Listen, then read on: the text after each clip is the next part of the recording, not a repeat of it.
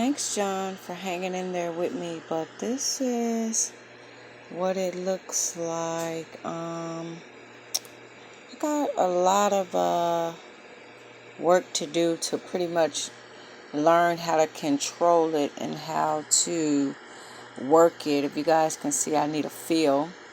But this one was the polygel that I put on. This one right here. Just learning how to work the gel in the slip was pretty difficult. And this is the polish that I wind up using right here. I also ordered that off eBay.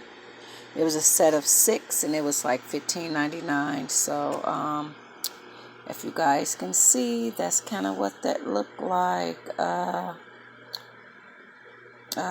don't think I don't think I put enough on it like acrylic, so it feels kind of thin, but I know it's hard to get off. So thank you guys for staying tuned. But that's what it looked like when I got it out of you need the UV light.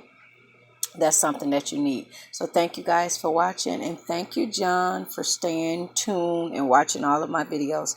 Thank you so much, and have a great night.